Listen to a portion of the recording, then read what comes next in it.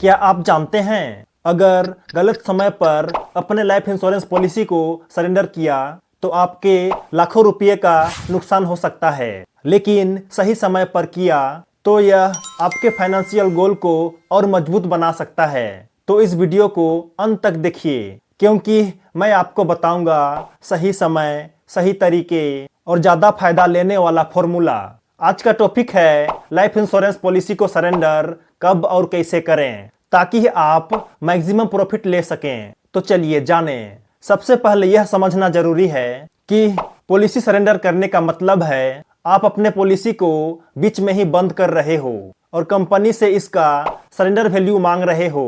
यह वैल्यू आपके premium payment, duration और पॉलिसी टाइप पर निर्भर करता है, लेकिन यह हमेशा आपके एक्सपेक्टेशन के अनुसार नहीं होता। अब बात करते हैं कि पॉलिसी कब सरेंडर नहीं करनी चाहिए। ध्यान दीजिए, पहला, लॉन्ग टर्म फाइनेंशियल प्लानिंग, अगर यह पॉलिसी आपके रिटायरमेंट प्लानिंग का हिस्सा है। दूसरा, लाभ का समय, जब मैच्योरिटी डेट करीब हो।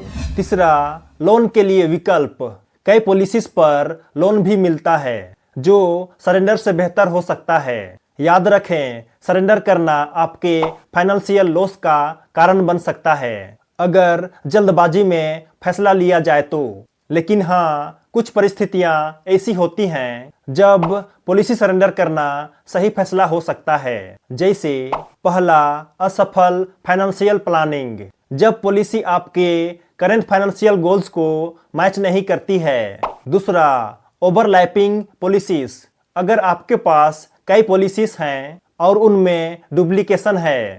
तीसरा, इमरजेंसी फंड की जरूरत, जब आपको तत्काल पैसों की आवश्यकता हो। अगर आपने पॉलिसी को कम से कम 3 साल तक जारी रखा है तो आप सरेंडर वैल्यू क्लेम कर सकते हैं, लेकिन सही समय पर यह करना बेहद जरूरी है।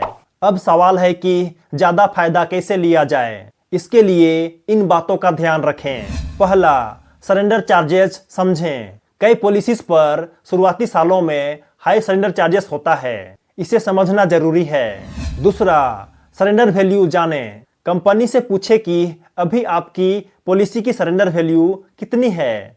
तीसरा, पार्शियल विथड्रॉवल विकल्प, अगर आपकी पॉलिसी यह सुविधा देती है तो पूरा सरेंडर करने के बजाय पार्शियल विथड्रॉवल का विकल्प चुनें। साथ ही अगर आप टर्म इंश्योरेंस में स्विच करना चाहते हो तो पहले अल्टरनेटिव पॉलिसी को फाइनलाइज करें। तो उम्मीद करता हूं कि अब आपको समझ में आ गया होगा कि लाइफ इंश्योरेंस पॉलिसी को कब और कैसे सरेंडर करना चाहिए। याद रखें, हर फाइनेंशियल डिसीजन सोच समझकर और प्लानिंग के साथ करें। इस वीडियो के बारे में आप क्या सोचते हो, कमेंट करके बता सकते हो। तो चलिए, वीडियो पसंद आया हो तो लाइक कर देना और यदि आप नए हो तो चैनल को जरूर सब्सक्राइब कर देना।